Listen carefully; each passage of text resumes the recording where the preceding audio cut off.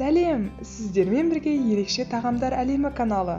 Уәде еткенімдей көк жуамен жасалған қаттама нанның рецептісімен бөлісетін боламын. Қорықпаңыз, еш қиындығы жоқ. Видеоны соңына дейін көрсеңіз, бәрінің оңай екенін түсінесіз. Бәріміздің үйімізден табылатын заттардан жасалады. Ұн, разрыхитель, тұз, су және сұйық май. Ұнды міндетті түрде електен өткізіңіз, себебі арасына ауа барып, қамырыңыздың жұмсақ болуына көмектеседі, ал судың жылы болғаны абзал. Каналыма жазылып, видеоға лайк басуды ұмытпаңыз. Алдағы уақытта түрлі рецепттермен бөлісетін боламын. Осылайша қамырыңыз дайын болған соң, үстіне сұйық майды құйып, қолыңызбен сәл басыңқырап жіберсеңіз, содан соң дайын қамырды 20 минутқа тыныштыққа қоясыз. Сол 20 минуттың ішінде қамырыңыз тынығып, өте жұмсақ бола бастайды. Осы бос уақытта пайдаланып, салмасын дайындайық. Ең алдымен көк жуамен укропты сақтап турасаңыз болады. Салмасының дәмді болып шығуының құпиясы сары майдың сапасында. Егер сары майыңыз жақсы болса, наныңыз да өте дәмді болып шығады. Осылайша майды табада немесе микроволновкада ерітіп алсаңыз болады.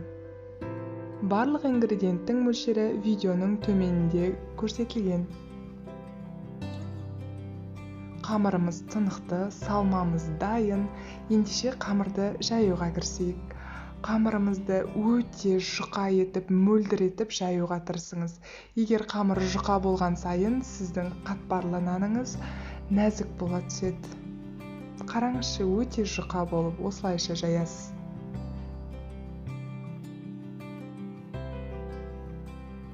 Туралған көк жуа мен укропқа татымыңызға қарай тұз бен бұрышты қосасыз.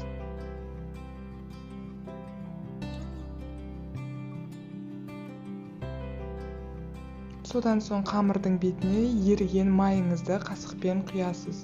Молырақ құйыңыз. Сол кезде хош иісті бола түседі. Қолыңызбен осылайша шет-шетіне, барлық жеріне тигізіп жағып шығыңыз да, салмаңызды сала берсеңіз болады.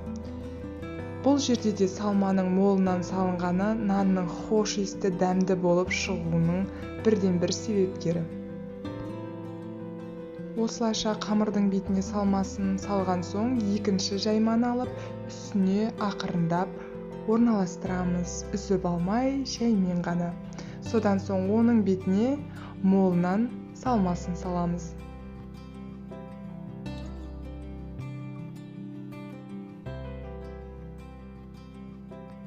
Кіші-кіші күлшелерді шығарудың лайфхагы осы: қамырды оқтауға орап, ең соңына дейін орап,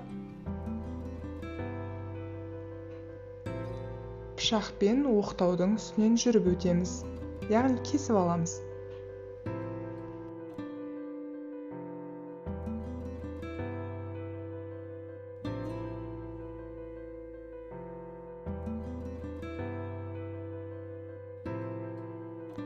Содан соң осыны 4 бөлікке бөлеміз. Содан соң бір бөлігін алып, осылайша созып түтікше ретінде ораймыз.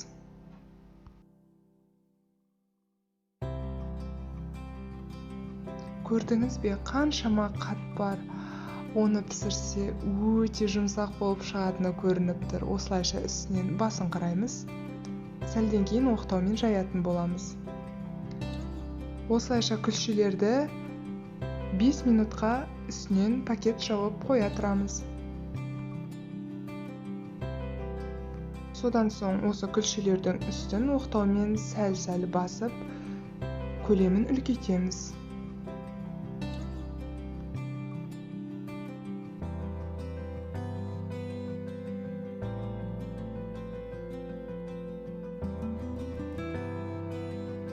Жазылған қамырдың үстін арнайы осындай тескішпен басып шығамыз.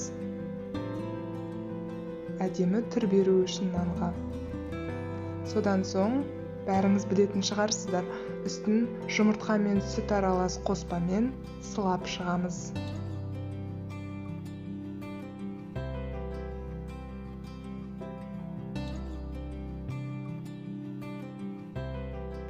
Содан соң дайын күлшелерімізді осылайша противенге салып, қызып тұрған 180 градустағы пешке салып, жарты сағат пісіріп аламыз.